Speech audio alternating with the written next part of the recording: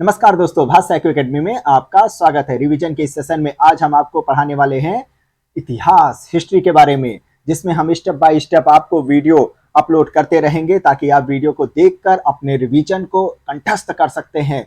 अधिक मजबूती के साथ आप एग्जाम में अपने अस्त्र शस्त्र के साथ उतर सकते हैं। इससे पहले हमने पॉलिटी और जीव विज्ञान अपलोड कर दिया है, आप उसे सुन लीजिएगा और कैसा लगा वीडियो ये आप कमेंट के जरिए जरूर बताइएगा। तो पूरे वीडियो के साथ आप जुड़े रहिएगा क्योंकि बहुत ही ज्यादा महत्वपूर्ण क्लास आज होने वाली है। हर एक एक पॉइंट व्याख्या के साथ जहां जैसा जरूरी रहेगा आपको मेंशन करके बताया जाएगा। तो देर न करते हुए शुरू करते हैं आज की क्लास। मैं फिर से कह देता हूं, प्लीज सब्सक्राइब कर दीजिए। आपसे हाथ जोड़कर निवेदन है क्योंकि बहुत मेहनत लगती है इस क्लास को बनाने में। तो देर न करते हुए शुरू करते हैं। आज हम प्राचीन भारतीय इतिहास से, जिसमें हम शुरू करेंगे पाषाण काल से। फर्स्ट क्वेश्चन क्या है? कोपेनहेगन संग्रहालय की सामग्री से पाषाण, कांस्य, लौह युग की त्रियुगीन विभाजन किया था। तो ये किसने किया था? थॉमसन महोदय ने किया था। ओके, याद कर लीजिएगा इसे। नेक्स्ट क्वेश्चन है, एक ही कब्र से 3 मानव कंकाल निकले हैं, कहां से? दमदमा से मिले हैं। ये प्रतापगढ़ जिले में स्थित है, प्रतापगढ़ जिले में। इसको याद करने का क्या तरीका है? दमदमा रहे थे, गर्माहट दमदमा रहे थे ये कंकाल एक साथ वहां पर। ओके, खाद्यान्नों की कृषि सर्वप्रथम प्रारंभ हुई थी, तो कहां प्रारंभ हुई थी? नवपाषाण काल में प्रारंभ हो गई थी ये। नेक्स्ट क्वेश्चन, भारतीय उपमहाद्वीप में कृषि के प्राचीनतम साक्ष्य कहां प्राप्त हुए हैं? कृषि का प्राचीनतम साक्ष्य बोल रहा है तो लोहरादेव में ये प्राप्त हुए हैं। ओके, लोहरादेव कहां है? ये उत्तर प्रदेश के कबीर नगर जिले में स्थित है, संत कबीर नगर जिले में स्थित है। लेकिन अगर ऑप्शन में लोहरादेव की जगह पर मेहरगढ़ लिखा है तो आप मेहरगढ़ को भी सही आंसर लगा सकते हैं, ये सही माना जाएगा। मेहरगढ़ जो है ये पाकिस्तान के बलूचिस्तान में है। ओके, नेक्स्ट क्वेश्चन है, अमरी, मेहरगढ़, कोटदीजी और कालीबंगा में से किस एक का पूरा स्थल से पाषाण संस्कृत से लेकर हड़प्पा सभ्यता तक का सांस्कृतिक अवशेष मिला है? तो वो है मेहरगढ़ में। ओके, नेक्स्ट क्वेश्चन, यहाँ पाषाण काल से लेकर के हड़प्पा तक सब संस्कृतियों का समावेश मिलेगा यहाँ पर आपको देखने को। नेक्स्ट क्वेश्चन है, नौदा टोली का उत्खनन किसने किया था? तो एचडी सांकलिया साहब ने किया था नौदा टोली का उत्खनन। नेक्स्ट क्वेश्चन है, नौदा टोली जो है ये मध्य प्रदेश में स्थित है, मध्य प्रदेश में। भीमबेटका किसके लिए प्रसिद्ध है? तो ये गुफाओं के शैल चित्र के लिए जाना जाता है। भीमबेटका ये जो है मध्य प्रदेश के रायसेन जिले में स्थित है, मध्य प्रदेश के रायसेन जिले में स्थित है। याद रखिएगा इसको भी, गुफाओं के शैल चित्र के लिए अत्यंत फेमस है। नेक्स्ट क्वेश्चन है, भारत में किस शिलाश्रय से सर्वाधिक चित्र प्राप्त हुए हैं? तो कहां से मिले हैं? भीमबेटका से मिले हैं, मध्य प्रदेश रायसेन में। किस भारतीय पुरातत्ववेत्ता ने पहली बार भीमबेटका गुफा को देखा और उसके शैल चित्रों के प्रागैतिहासिक महत्व को खोजा भी उन्होंने? तो वो थे बीसी वांकांकर साहब थे। ओके, ये 1957 में इसकी उन्होंने खोज किया था और पूरा अध्ययन किया इसका इन्होंने। विंध्य क्षेत्र के किस शिलाश्रय से सर्वाधिक मानव कंकाल मिले हैं? तो कहां से मिले हैं? लेखैया से मिले हैं। सर्वाधिक मानव के कंकाल यहां पर देखने को मिले हैं, विंध्य क्षेत्र में है ये। नेक्स्ट क्वेश्चन है, भारतीय पुरातत्व का जनक किसे कहा जाता है? तो ये कहा जाता है अलेक्जेंडर कनिंघम को कहा गया है। भारतीय पुरातत्व के जनक के रूप में इनको जाना गया है। ये ब्रिटिश सेना अधिकारी थे और बंगाल में इंजीनियर्स के रूप में भी थे ये। राष्ट्रीय मानव संग्रहालय कहां पर स्थित है? तो ये है भोपाल में स्थित है और ये भारत सरकार के संस्कृत विभाग के अंतर्गत आता है। राष्ट्रीय मानव संग्रहालय संस्कृत विभाग के अंतर्गत आता है, ये भी याद रखिएगा, पूछ सकता है एग्जाम में। चलिए अब नेक्स्ट क्वेश्चन हम सैंधो सभ्यता एवं संस्कृत से लेकर आए हैं। हड़प्पा और मोहनजोदड़ो को एक विस्तृत साम्राज्य की जुड़वा राजधानी किसने कहा है? तो वो कहा है पिग्गट महोदय ने कहा है। विस्तृत साम्राज्य की जुड़वा राजधानी इसे बोला गया है। ओके, नेक्स्ट क्वेश्चन है, भारत मानव समाज विलक्षण है क्योंकि वह मुख्यतः आश्रित होता है। किस पर आश्रित होता है? अर्थव्यवस्था पर आश्रित होता है। मोस्ट इंपॉर्टेंट, सिंधु सभ्यता संबंधित है आद्य ऐतिहासिक युग से, इसका संबंध बताया जाता है। याद रखिएगा, आद्य ऐतिहासिक युग है, मोस्ट इंपॉर्टेंट। हड़प्पा संस्कृति की जानकारी का प्रमुख स्रोत क्या है? तो वो है पुरातात्विक खुदाई से ही इसका स्रोत अत्यधिक मिला हुआ है। और कोई टिक मत लगाइएगा, पुरातात्विक खुदाई ही इसका राइट आंसर होगा। नेक्स्ट क्वेश्चन है, सिंधु घाटी के निवासियों, खासकर जैसे कि लिपि उपी इनकी अभी तक पहचान हो नहीं पाई है ना, जो हड़प्पा संस्कृत के इतने ज्यादा वो कठिन थे तो उनको अभी तक पूरा तरीके से पढ़ा भी नहीं गया है।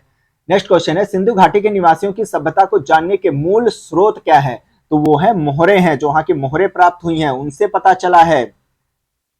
नेक्स्ट क्वेश्चन जो कि मिलान से संबंधित है, हड़प्पा जो है दयाराम साहनी जी ने इसकी खोज की थी, हस्तिनापुर की खोज बीबी लाल ने की है, तक्षशिला जॉन मार्शल इससे संबंधित है, मार्शल सीखते थे तक्षशिला में, ऐसे याद करिए, याद रहेगा।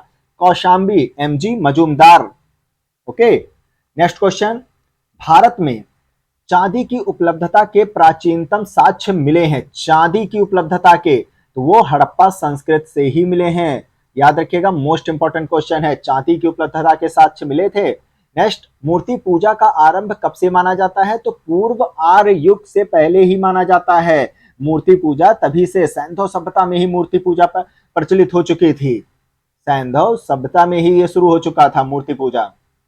नेक्स्ट है, गाय, हाथी, गैंडा, बाघ में से किस एक का हड़प्पा संस्कृति में पाई मोहरों और टेराकोटा कलाकृतियों में निरूपण नहीं किया गया है?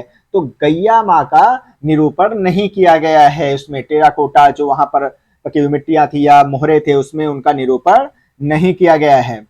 नेक्स्ट क्वेश्चन है, चौहुदड़ो, कोटदीजी, सोहगौरा और देसलपुर में से कौन सा एक हड़प्पा स्थल नहीं है? तो सोहगौरा जो होता है ये एक हड़प्पा स्थल के रूप में नहीं है, ये एक शिलालेख है जो कि गोरखपुर में मौर्यकालीन ताम्रपत्र अभिलेख था, ये गोरखपुर में है, ये गोरखपुर में है, याद रखिएगा, उत्तर प्रदेश में राप्ती नदी के किनारे जो कि स्थित है गोरखपुर, ये भी याद रखिएगा।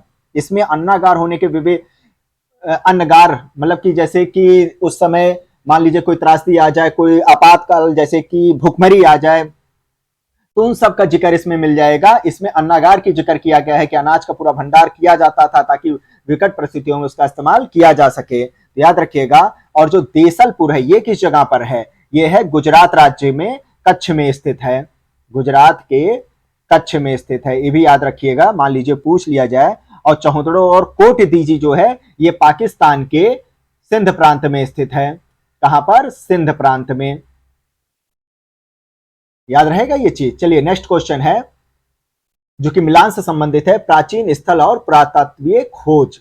लोथल गोदीबाड़ा यहां पर मिला हुआ है, लोथल में बड़े बड़े बंदरगाह यहां देखने को आपको मिल जाएंगे, कालीबंगा में आपको जुता हुआ खेत मिलेगा। ओके, धौलावीरा, धुल दिया है वीरा को, शिलालेख यहां पर मिला है, हड़प्पा लिपि के बड़े आकार के 10 चिन्हों वाला एक शिलालेख मिला है, मोस्ट इंपॉर्टेंट है ये।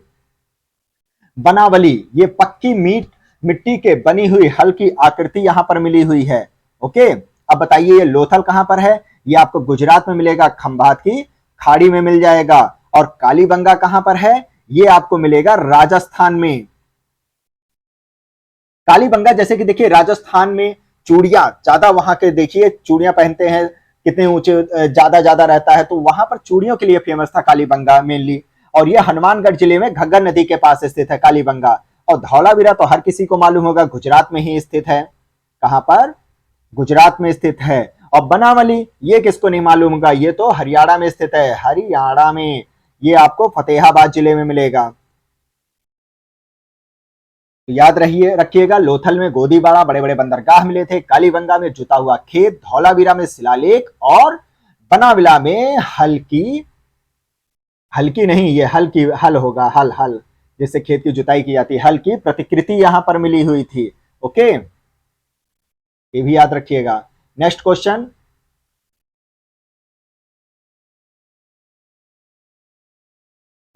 है, हड़प्पा किस नदी के किनारे स्थित है? रावी नदी के किनारे स्थित है। हस्तिनापुर गंगा नदी के किनारे स्थित है। नागार्जुन कोंडा कृष्णा नदी के किनारे स्थित है, ये तो आपको याद ही होगा, ज्योग्राफी में पढ़ लिया होगा। पैठन गोदावरी नदी के किनारे स्थित है। कालीबंगा घग्गर अभी बताया मैंने आपको, राजस्थान में। लोथल भोगवा नदी के किनारे स्थित है, गुजरात में स्थित है जो कि। और रोपड़ जो है ये सतलज नदी के किनारे मिलेगा आपको, पंजाब हरियाणा के पास। ओके, याद रखिएगा, मोस्ट इंपॉर्टेंट क्वेश्चन है ये। नेक्स्ट है, सिंधु घाटी सभ्यता जानी जाती है तो किस लिए जानी जाती है? एक तो अपने नगर नियोजन की व्यवस्था वहां पर अत्यधिक उच्च कोटि की थी। मोहनजोदड़ो और हड़प्पा के लिए जानी जाती है। अपनी कृषि संबंधी कार्य के लिए भी सिंधु घाटी सभ्यता जानी जाती है, और इतना ही नहीं, अपने उद्योगों के लिए भी ये जानी जाती है। तो इसका सभी आंसर सही है। नेक्स्ट क्वेश्चन, हड़प्पा, मोहनजोदड़ो, चौहदड़ो और सुरकोटदा हड़प्पा संस्कृत के स्थलों में से कौन सा सिंध प्रांत में स्थित है? तो एक मोहनजोदड़ो स्थित है और दूसरा कौन सा? चौहदड़ो। ये दोनों कहां पर स्थित है? सिंध प्रांत में स्थित है। मोस्ट इंपॉर्टेंट है, इसे याद कर लीजिएगा आप। ओके, चलिए नेक्स्ट क्वेश्चन पर अब हम चलते हैं। जबकि आपको ये तो मालूम का मोहनजोदड़ो ये जो होता है मोहनजोदड़ो और चौहदड़ो जो होता है ये आपको मिलेगा सिंध प्रांत में, और तथा सुरकोटदो जो होता है ये मिलेगा आपको गुजरात में। सुरकोटदा ये मिलेगा गुजरात में, और हड़प्पा पाकिस्तान के पंजाब में मिलेगा आपको। लेकिन मेनली जो सिंध में स्थित है, यानी सिंध घाटी के नजदीक जो है, सिंधु नदी के नजदीक जो है, वो मोहनजोदड़ो और चौहदड़ो ही है। चलिए नेक्स्ट क्वेश्चन है, चौहदड़ो के उत्खनन का निर्देशन किया था किसने? JH मैके साहब ने किया था। रंगपुर, जहां हड़प्पा की समकालीन सभ्यता थी, रंगपुर सौराष्ट्र में, गुजरात में देखने को आपको मिलेगा। यहां पर हड़प्पा की समकालीन व्यवस्था देखने को मिली है। नेक्स्ट क्वेश्चन है, दधीरी एक परवर्ती हड़प्पन है, ये हड़प्पन पुरास्थल है, कहां पर? पंजाब में स्थित है दधीरी। Most important. नेक्स्ट है, किस हड़प्पा कालीन स्थल से हल का टेराकोटा प्राप्त हुआ है? तो ये कहां पर मिला है? बनावली में मिला है। अभी मैंने आपको बता दिया था, बनावली में, हरियाणा के फतेहाबाद जिले में स्थित है। हल के बने हुए टेराकोटा यहां पर मिले हैं, हल की प्रतिकृति जिसे कहा जाता है। नेक्स्ट है, भारत में हड़प्पा का बृहद स्थल है राखी गढ़ी है। क्या है? राखी गढ़ी। सबसे बड़ा अगर कहा जाए वैसे तो मोहनजोदड़ो है, फिर हड़प्पा है, फिर गनबेरी वाला है, लेकिन ये तीनों कहां पर है? पाकिस्तान में है। और भारत में अगर हम कहें तो राखी गढ़ी जो कि हरियाणा में है पहले नंबर पे आता है, और धौलावीरा दूसरे नंबर पर, जो कि कहां पर है? गुजरात में स्थित है। याद रखिएगा, मोस्ट इंपॉर्टेंट क्वेश्चन है ये। चलिए नेक्स्ट क्वेश्चन अब हम देखते हैं, मोहनजोदड़ो एवं हड़प्पा की पुरातात्विक खुदाई के प्रभारी कौन थे? तो वो थे सर जॉन मार्शल साहब थे। मोस्ट इंपॉर्टेंट, ये थे मोहनजोदड़ो और हड़प्पा के पुरातात्विक खुदाई के प्रभारी के रूप में थे। फिर से वही सेम क्वेश्चन, हड़प्पा की खोज दयाराम साहनी, लेकिन लोथल की किसने किया था? SR राव साहब ने किया था लोथल की खोज। Most important. और इसके अलावा सुरकोटदा JP जोशी, सुर में जोश भर दिया या जोश में सुर डाल दिया, ऐसे याद कर लीजिए, इंपॉर्टेंट रहेगा। सुरकोटदा के JP जोशी थे। धौलावीरा RS विष्ट साहब हैं।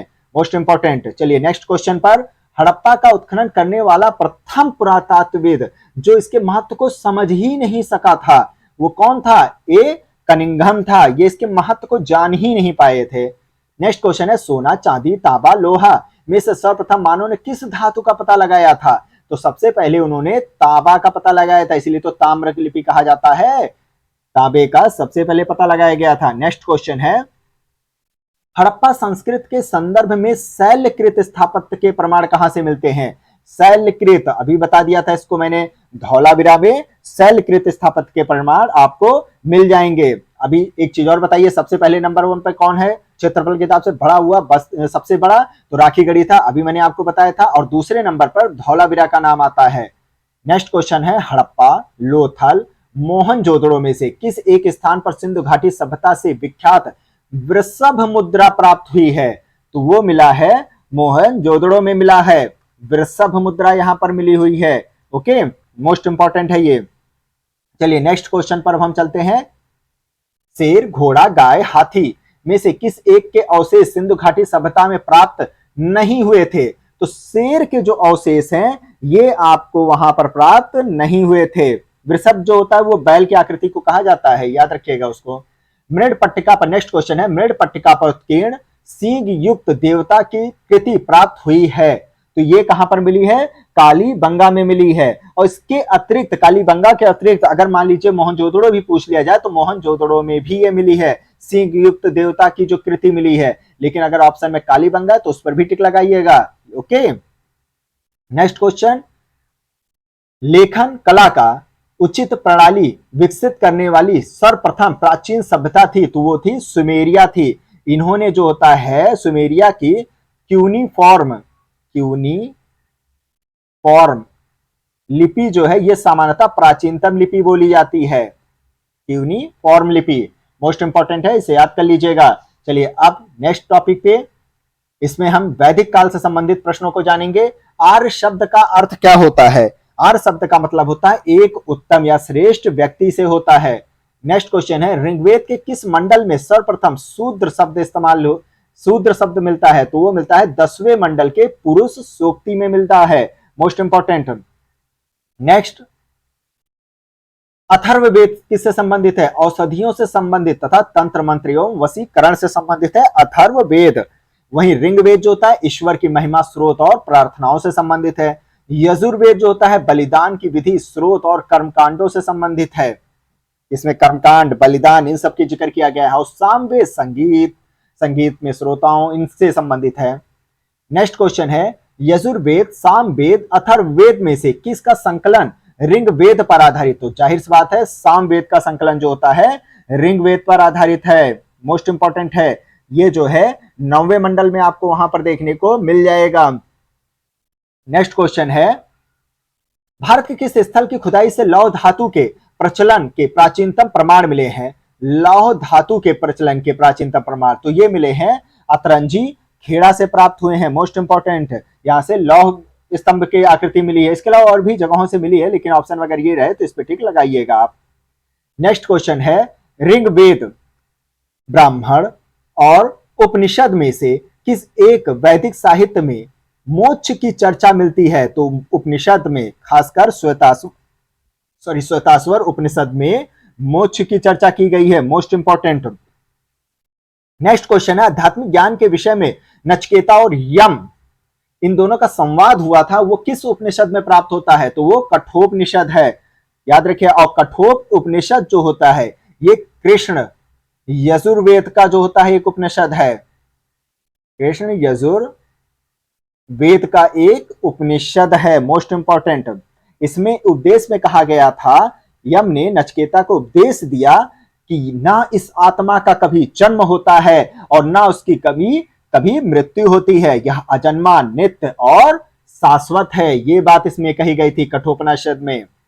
नेक्स्ट क्वेश्चन है, उपनिषद काल के राजा अश्वपति कहां के शासक थे? तो ये कैकेय के शासक थे। Most important. और कुछ नाम मैं आपको बता देता हूं, जैसे कि राजा जनक जो है ये थे विदेह के शासक। और पांचाल के शासक कौन थे? तो वहां के थे प्रवाहण जाबाली थे। प्रवाहण जाबाली ये थे पांचाल के शासक। और काशी के कौन थे? तो वहां के थे अजात शत्रु थे, ये थे काशी के। और कैकेय के कौन थे? अश्वपति थे। Most important. नेक्स्ट क्वेश्चन है, वैदिक साहित्य का सही क्रम कौन सा है? वैदिक संहिताएं हैं, ब्राह्मण है, अरण्यक और उपनिषद। ये जो होता है ये सीक्वेंस में यही सही क्रम है इसका। वैदिक संहिता, फिर ब्राह्मण, फिर अरण्यक और लास्ट में उपनिषद था। नेक्स्ट क्वेश्चन है, भारतीय संस्कृत के अंतर्गत ऋत का क्या अर्थ होता है? तो इसका अर्थ होता है प्राकृतिक नियम से होता है। मोस्ट इंपॉर्टेंट है ऋत का अर्थ। नेक्स्ट है, कौन सी ब्रह्मवादिनी थी जिसने कुछ वेद मंत्रों की रचना की थी? तो वो थी लोपा मुद्रा थी। मोस्ट इंपॉर्टेंट, लोपा मुद्रा ये ब्रह्मवादिनी थी। इसके अलावा भी और भी कई विदुषियां जन्म ली थी। ये जो लोपा मुद्रा थी ये बताइए किसकी पत्नी थी? तो ये थी अगस्त ऋषि की पत्नी थी। अगस्त ऋषि की पत्नी थी लोपा मुद्रा। नेक्स्ट क्वेश्चन है, प्राचीन भारत में निशाका जाने जाते हैं, तो ये स्वर्ण आभूषण के रूप में जाने जाते हैं। निशाका वर्ड जो होता है, सोने के हार को जो था निष्क कहा जाता था और निष्क के प्रयोग में ना आने पर सिक्कों के व्यवहार के रूप में इसको प्रशस्त करवाया गया था। तो निशाका जो था एक स्वर्ण आभूषण था। मोस्ट इंपॉर्टेंट है। और एक चीज मैं आपको और बता देता हूं, जो बौद्ध जातक है उसमें 3 प्रकार के, कितने? 3 प्रकार के स्वर्ण सिक्कों का उल्लेख किया गया है। प्रथम क्रम में बताया गया है निशाका का वर्ड या निष्क, जिसे अभी मैंने आपको बताया था, जो कि स्वर्ण सिक्का होता था। और दूसरे क्रम में बताया गया है सुवर्ण, सुवर्ण। और तीसरे क्रम में जो बताया गया है मसाका बताया गया है, मशाका। ओके, तो ये था, जो मशाका होता था ये मूल्यों में सबसे निचले स्तर पर होता था, और निशाका जो होता था वो सबसे उच्च स्तर पर होता था। तो ये बताया गया है बौद्ध जातक में, जो जातक कथा है वो जातक है बौद्धों का, उसमें बताया गया है। बोगच कोई महत्वपूर्ण है क्योंकि यहां से प्राप्त अभिलेखों में वैदिक देवताओं एवं देवियों का नामोल्लेख प्राप्त होता है। बोगच कोई मोस्ट इंपॉर्टेंट। नेक्स्ट क्वेश्चन पर अब हम चलते हैं। सतपथ ब्राह्मण में उल्लिखित राजा विदेह माधव से संबंधित ऋषि थे, तो कौन थे? ऋषि गौतम राहुगण थे। मोस्ट इंपॉर्टेंट, ये भी याद कर लीजिएगा, ऋषि गौतम राहुगण का नाम पूछ लिया जाता है। नेक्स्ट है, उत्तर वैदिक काल में किनको आर्य संस्कृत का धुर समझा जाता था? तो कुरु और पांचाल, ये दो क्षेत्र जो हैं आर्य संस्कृति के ये प्रमुख नगर थे, उस समय के वैदिक सभ्यता के प्रमुख केंद्र बोले जाते थे कुरु और पांचाल जो है। पूर्व वैदिक आर्यों का धर्म मुख्यतः था, तो वो था प्राकृतिक पूजा और यज्ञ हुआ करता था। मोस्ट इंपॉर्टेंट, याद रखिएगा, यज्ञ था। ऋग्वेद काल में जनता जो है मुख्यतः किस में विश्वास करती थी? तो बलि और कर्मकांडों में तब विश्वास किया जाता था ऋग्वैदिक काल में, जैसे बलि कर्मकांड ये सब कराए जाते थे। नेक्स्ट क्वेश्चन है, उस जनजाति का नाम बतलाइए जो ऋग्वैदिक आर्यों के पंचजन से संबंधित नहीं था।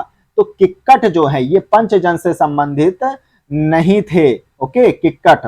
बाकी यदु, ध्रुव, पुरु, अनु, तुर्वस ये सभी ऋग्वैदिक आर्यों के पंचजनों से संबंधित थे। वैदिक युग में प्रचलित लोकप्रिय शासन प्रणाली थी, वंश परंपरागत राजतंत्र थी उस समय। Most important. नेक्स्ट है, वैदिक युगीन सभा क्या होती थी? एक मंत्र परिषद सभा हुआ करती थी। सभा जो होती थी कुलीन और वृद्ध मनुष्यों की संस्था हुआ करती थी, और उसमें क्या होता था? उच्च कुल के उत्पन्न व्यक्ति ही इसमें भाग लेते थे सभा में जो है। ओके, सभा की मैं बात कर रहा हूं। नेक्स्ट क्वेश्चन है, ऋग्वैदिक जनसभा में जो न्यायिक कार्यों से संबंधित थी वो क्या थी? वो सभा कहलाती थी। अभी मैंने बताया था इसमें कौन बैठते थे। आयुर्वेद अर्थात जीवन का विज्ञान, आयुर्वेद को जीवन का विज्ञान भी कहा गया है। इसका उल्लेख सर्वप्रथम मिलता है किसमें? अथर्ववेद में मिलता है। मोस्ट इंपॉर्टेंट, अथर्ववेद में इसका जिक्र किया गया है। नेक्स्ट है, ऋग्वैदिक धर्म था, ये कैसा था? बहुदेववादी था। मोस्ट इंपॉर्टेंट, कैसा था? बहुदेववाद पर आधारित ये धर्म हुआ करता था। कई देवताओं की पूजा किया जाता था उस समय। गायत्री मंत्र किस पुस्तक में मिलता है? तो ये ऋग्वेद में मिलता है, गायत्री मंत्र। मोस्ट इंपॉर्टेंट, इसे याद कर लीजिएगा। नेक्स्ट अब चलते हैं क्वेश्चन पे। और जो गायत्री मंत्र है इसके बारे में मैं आपको और बता देता हूं। इसके जो रचनाकार थे वो कौन थे? वैसे तो आपको याद होगा विश्वामित्र साहब थे, विश्वामित्र ने किया था। और ये किसको समर्पित है? तो ये है सूर्य देवता को समर्पित है, जिन्हें सविता कहा जाता था। ओके, सूर्य देवता को समर्पित है। और यह मंत्र ऋग्वेद के तीसरे मंडल में इसकी चर्चा की गई है, तृतीय मंडल में जो है ऋग्वेद में इसकी चर्चा की गई है गायत्री मंत्र का। ओके, याद कर लीजिएगा इसको भी। सर्ग प्रतिसर्ग वंश मनवंतर और वंशानुचरित संकेतक है किसके? पुराणों के संकेतक है ये सभी। नेक्स्ट क्वेश्चन है, किस काल में अछूत की अवधारणा स्पष्ट रूप से उद्धत हो गई थी? तो धर्मशास्त्र के समय में जो है अछूत की अवधारणा उद्धत हो गई थी। धर्मशास्त्र जो है ये सूत्र काल भी इसको कहा जाता है। क्या कहा जाता है? सूत्र काल। और ये कब से कब तक माना जाता है इसका? तो ये जो होता है 7वीं से 6ठी शताब्दी ईस्वा, 7वीं से 6वीं शताब्दी ईसा पूर्व, याद कर लीजिएगा, ईसा पूर्व से लेकर के 3री शताब्दी पूर्व तक इसका समय जो है माना जाता है। यहां से लेकर के 3री शताब्दी ईसा पूर्व तक जो है इसका समय माना जाता है, सूत्र काल का समय। और अगर हम ये आपसे कहें कि ब्राह्मण युग था वो कब से कब तक था? तो ब्राह्मण युग का समय जो है वो था 800 से 600 ईसा पूर्व का समय था। ये ब्राह्मण युग का समय था। नेक्स्ट क्वेश्चन है, सत्यमेव जयते किस उपनिषद से लिया गया है? तो वो लिया गया है मुंडोको उपनिषद से लिया गया है, ओके, जिसका अर्थ होता है सत्य की ही विजय होती है, और यह भारत के राज्य चिन्ह में भी अंकित है ये चीज। नेक्स्ट क्वेश्चन है, तमसो मां ज्योतिर्गमय कथन है मूलतः किससे संबंधित है? तमसो मां ज्योतिर्गमय यानी कि इसका क्या अर्थ होता है? अंधकार से प्रकाश की ओर। कई स्कूलों में इसकी प्रार्थना भी करवाई जाती है। ये उपनिषदों का है और खासकर बृहदारण्यक उपनिषद में इसकी चर्चा की गई है, तमसो मां ज्योतिर्गमय का। नेक्स्ट क्वेश्चन है, सत्यकाम जबाल की कथा जो एक अनब्याही मां के होने के लांछन को चुनौती दे रही होती है, किसमें उल्लेखित किया गया है? तो वह है छांदोग्य उपनिषद में लिखा गया है। और ये जो सत्यकाम जाबाल थे, ये किसके शिष्य थे? तो ये थे महर्षि गौतम के शिष्य थे, महर्षि गौतम के शिष्य थे, ये भी याद कर लीजिएगा। नेक्स्ट क्वेश्चन है, सिंधु घाटी की सभ्यता कैसी थी? नगरीय सभ्यता थी। उत्तर वैदिक समाज कृषक समाज था। ऋग वैदिक समाज में चारागाह प्रचलित था उस समय ऋग वैदिक समाज में, और मध्यकाल में तो जमींदारी इससे संबंधित है। नेक्स्ट क्वेश्चन है, संस्कारों की कुल संख्या कितनी बताई जाती है? तो 16 संस्कार बताए जाते हैं, तो हर किसी को मालूम होगा। नेक्स्ट क्वेश्चन अब हम देखते हैं कहां से पूछा गया है, बौद्ध धर्म से। अब चलिए बौद्ध धर्म के पहले क्वेश्चन को देखते हैं। बुद्ध के जीवन की किस घटना को महाविनिष्क्रमण के रूप में जाना जाता है? तो उनके गृह त्याग को जो है महाविनिष्क्रमण के नाम से जाना जाता है। 29 वर्ष की अवस्था में ही उन्होंने अपना गृह त्याग दिया था, और उनका जो जन्म हुआ था वो कहां हुआ था? कपिलवस्तु के निकट लुम्बिनी में हुआ था। और कब हुआ था? लगभग 563 ईसा पूर्व बताया जाता है इनका। 563 ईसा पूर्व में इनका जन्म हुआ था। पिता शुद्धोधन थे जो कि साक्यगढ़ से संबंधित थे, और माता जो है वो कोलीय वंश से संबंधित थी। किस वंश से संबंधित थी? कोलीय वंश से। नेक्स्ट क्वेश्चन अब हम देखते हैं, गौतम बुद्ध की मां किस वंश से संबंधित थी? कोलीय वंश से। नेक्स्ट, किन्हें प्रच्छन्न बौद्ध या छिपा हुआ बुद्ध मार्गी कहा जाता था? तो आदि गुरु शंकराचार्य जी को कहा जाता था, जिनकी मूर्तियां आप देख रहे होंगे, ओके। इन्हें प्रच्छन्न बौद्ध या छिपा हुआ बुद्ध मार्गी कहा गया है। तो गौतम बुद्ध जी को क्या कहा गया है? गौतम बुद्ध जी को इनको कहा गया है शाक्य मुनि के नाम से भी जाना जाता है, शाक्य मुनि, या कहीं पर तथागत के नाम से भी इनको संबोधित किया गया है, ओके। उनके बचपन का नाम क्या था? सिद्धार्थ था। नेक्स्ट क्वेश्चन है, मौर्य, सातवाहन, कुषाण में से किस राजवंश के अभिलेखों से इस परंपरा का समर्थन होता है कि लुम्बिनी शाक्य मुनि बुद्ध का जन्म स्थान था? तो मौर्य से ये पता, मौर्य के अभिलेखों से प्राप्त होता है कि लुम्बिनी जो है ये शाक्य मुनि का जन्म स्थान माना जाता था, ओके। और रुम्मन देई अभिलेख से ये जानकारी मिलती है। कौन से अभिलेख से? रुम्मिन देई अभिलेख, इसमें इसका जिक्र किया गया। और अशोक राज्याभिषेक के 20वें वर्ष बाद यहां पर गए हुए थे, याद रखिएगा, ये भी पूछ सकता है आपसे एग्जाम में। चलिए नेक्स्ट क्वेश्चन पर देखते हैं, महात्मा बुद्ध का महापरिनिर्वाण कहां हुआ था? तो ये हुआ था कुशीनगर में, जो कि मल्लगढ़ राज्य की राजधानी हुआ करती थी। क्या था कि चुंद नामक वहां पर एक लोहार था, आम्रवाटिका में उसके ठहरे थे ये। फिर उसने क्या कर दिया था, इस सुकुर मुद्दा, कुछ जैसे कि वो कुकुरमुत्ता की ही एक प्रजाति होती है, उसका उसने एक सब्जी या जो भी खिलाया था, तो उससे इनको अति रक्तचार हो गया था, काफी दर्द हुआ था, पीड़ा हुई थी, तो इससे इनकी जो है डेथ हुआ था, ओके। तो महापरिनिर्वाण उनको वहां पर प्राप्त हुआ था, तो याद रखिएगा, मतलब कि ये तो बस एक स्टोरी है। तो कुशीनगर में इनको मिला था। महापरिनिर्वाण मंदिर अवस्थित है, कहां पर है? कुशीनगर में अवस्थित है। नेक्स्ट क्वेश्चन है, गौतम बुद्ध द्वारा अपने धर्म में दीक्षित किया जाने वाला अंतिम व्यक्ति कौन था? तो वो था सुबद्ध था। कौन था? सुबद्ध था, मोस्ट इंपॉर्टेंट। और सुबद्ध की भी बारे में कहा जाता है कि इसके भी शुक्रमद्दव भोज्य सामग्री खाने से इसको भी अतिसार हो गया था, है ना। नेक्स्ट क्वेश्चन जो होता है, बुद्ध ने अपने जीवन की अंतिम वर्षा ऋतु कहां बिताई थी? तो वैशाली प्रांत में इन्होंने अपनी अंतिम वर्षा ऋतु को व्यतीत किया था। नेक्स्ट क्वेश्चन है, बौद्ध मत में निर्वाण की अवधारणा का सर्वश्रेष्ठ व्याख्या क्या करता है? यानी कि निर्वाण का मतलब बताया गया है, तृष्णा रूपी अग्नि का समन कर दो, आपके अंदर जो तृष्णा है उसको त्याग दो, उसको, ये चीज बताया गया है। तृष्णा, क्रोध, दूसरों के प्रति जो ईर्ष्या है, मनास्थिति, उससे परे हो, उससे परे जाइए, उसको निकालिए अपने हृदय से। नेक्स्ट क्वेश्चन है, महात्मा बुद्ध ने अपना पहला धर्म चक्र प्रवर्तन किस स्थान पर दिया था? तो इन्होंने दिया था सारनाथ में, और सर्वप्रथम ऋषिपत्तन में। वहां पर ऋषिपत्तन में, जो वर्तमान सारनाथ के वाराणसी के निकट स्थित है, वहां पर इन्होंने सबसे पहले अपना उपदेश दिया था, पहला धर्म चक्र प्रवर्तन के नाम से जिसे जाना जाता है। मोस्ट इंपॉर्टेंट नेक्स्ट क्वेश्चन है, बुद्ध ने सर्वाधिक उपदेश दिए थे, कहां पर दिए थे? सर्वाधिक अगर उपदेशों की बात आ जाए तो उन्होंने दिया था श्रावस्ती में। एक चीज और आप याद कर लीजिएगा, बुद्ध जी के जो आचार्य थे वो कौन थे? आलार कलाम थे। आलार कलाम थे, ये सांख्य दर्शन से संबंधित थे, सांख्य दर्शन से संबंधित थे, और अपनी साधना शक्ति सब कुछ इनके इसी के लिए ये विख्यात हैं। नेक्स्ट क्वेश्चन है, बुद्ध कौशाम्बी किसके राज्यकाल में आए थे? तो वे उदयन के राज्यकाल में कौशाम्बी आए थे, और इन्होंने पिंडोला भारद्वाज के प्रभाव में बौद्ध अपनाया था। किसने? उदयन ने। तथा घोषिताराम विहार जो है, इस उदयन ने जो है संघ को दे दिया था। कौन सा विहार? घोषिताराम विहार।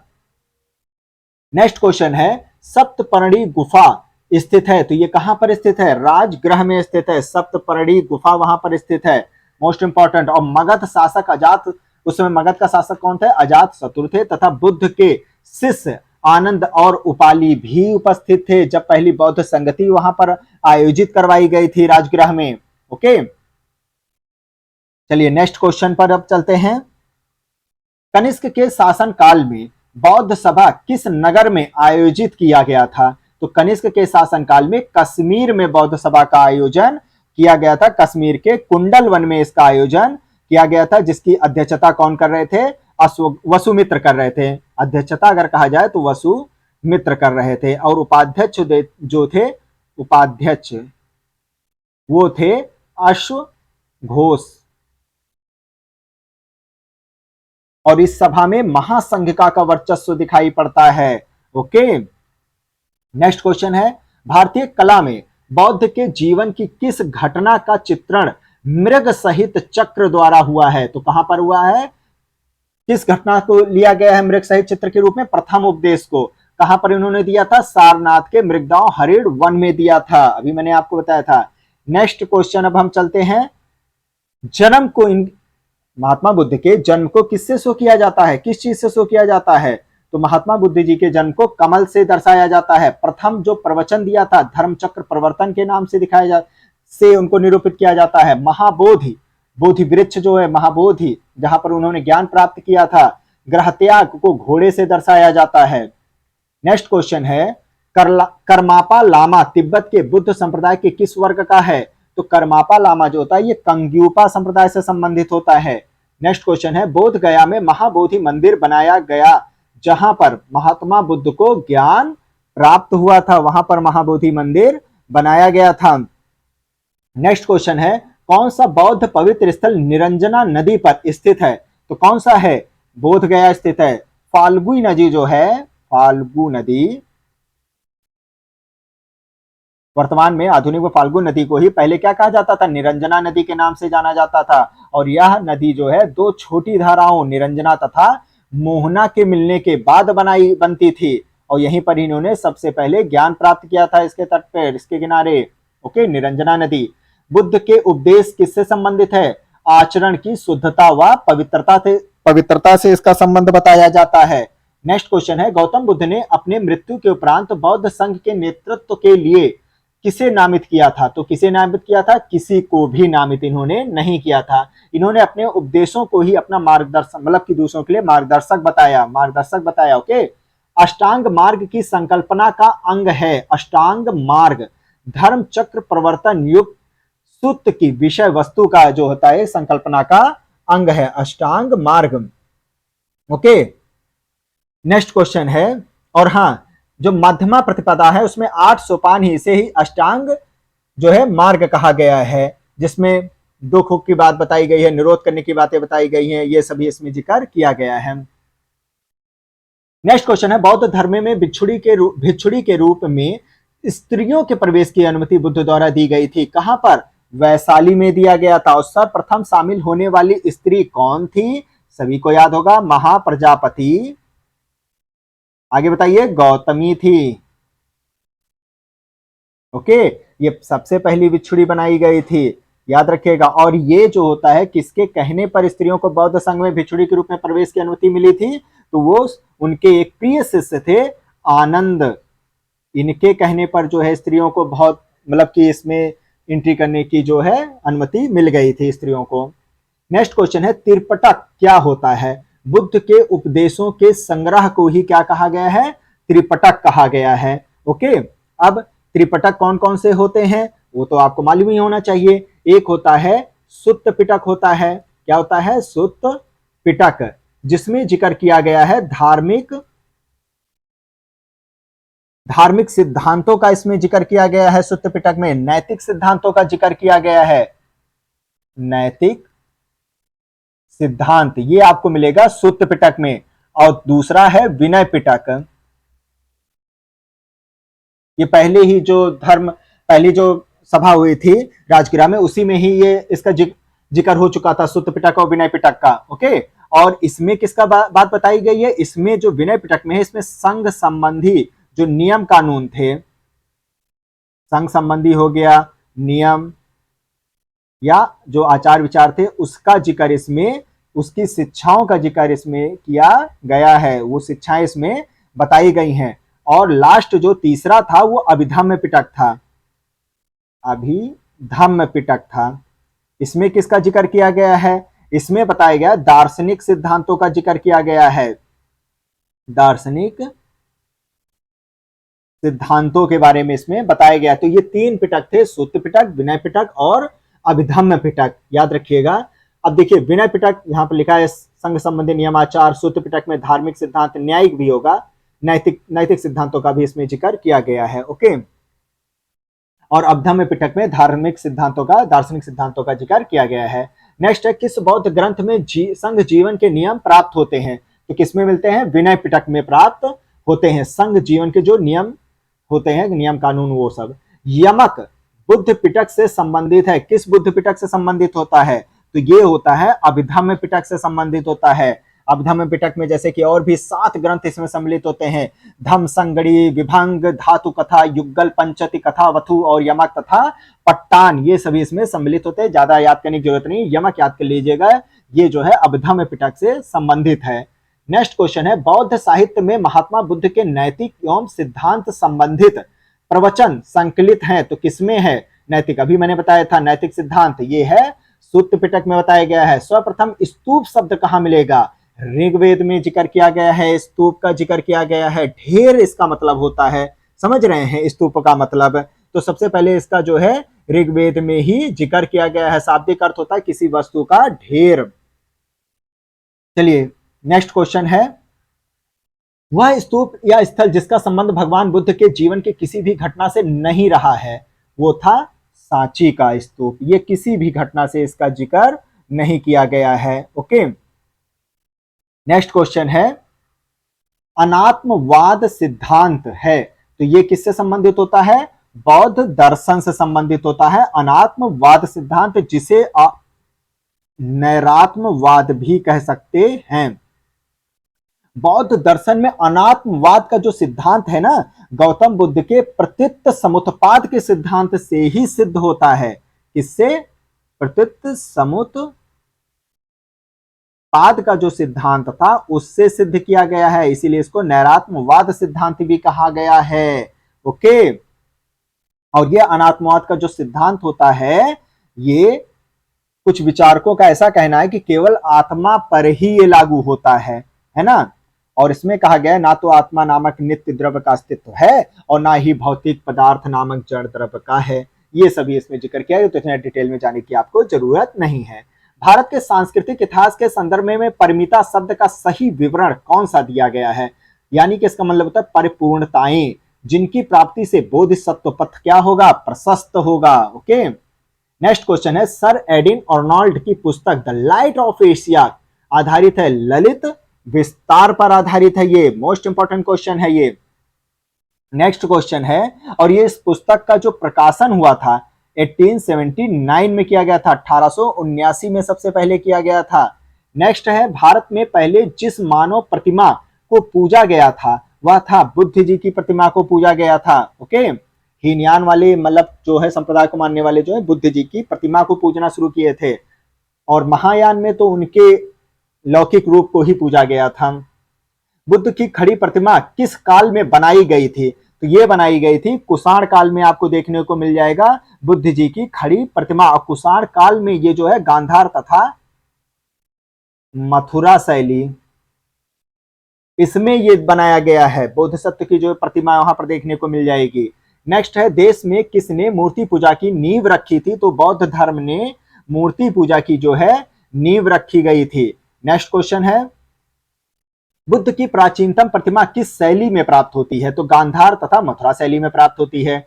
बुद्ध स्पर्श मुद्रा की सारनाथ बुद्ध मूर्ति संबंधित है, गुप्त काल से संबंधित है। जो स्पर्श मुद्रा है उनका, वो किससे संबंधित है? भूमि स्पर्श, जिसमें वो कामदेव के प्रलोभनों के बावजूद अपनी स्वच्छता और शुद्धता का साक्षी होने के लिए पृथ्वी का, बुद्ध जी जो है धरती का आवाहन कर रहे होते हैं।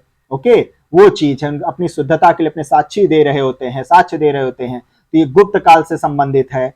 नेक्स्ट है, महायान बौद्ध धर्म में बोधिसत्व और अवलोकितेश्वर को किस अन्य नाम से जानते हैं? तो पदम पाणी के नाम से इनको जाना जाता है।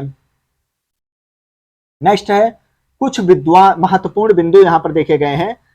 स्थिवरवादी जो है बौद्ध धर्म के हीनयान शाखा से संबंधित है। किससे संबंधित है? हीनयान। और इसका नेतृत्व कौन कर रहे थे? तो इसके नेतृत्वकर्ता का नाम है महाकच्चायन। महाकच्चायन जी थे। ओके, और मतलब ये जो होता है, ये परंपरागत नियमों में आस्था रखते थे, स्थिवर थे, स्थिवरवादी के रूप में थे। ओके, कि कोई परिवर्तन नहीं मानते थे, और जो परिवर्तन के साथ नियम को स्वीकार किए थे वो क्या कहलाए थे? वो महासंघिका कहलाए थे। तो लोकोत्तरवादी संप्रदाय बौद्ध धर्म के महासंघिका संप्रदाय की ही एक शाखा है, और इसके जो नेतृत्व करता थे वो कौन थे? महाकश्यप थे। महाकश्यप थे, ये भी याद रख लीजिएगा। ये थे लोकोत्तर जो बौद्ध संप्रदाय है, बौद्ध धर्म के किससे संबंधित है? महासंघिका संप्रदाय से संबंधित है। और महासंघिका द्वारा बुद्ध के देवत्व रोपण ने महायान बौद्ध धर्म को प्रोत्साहित किया था।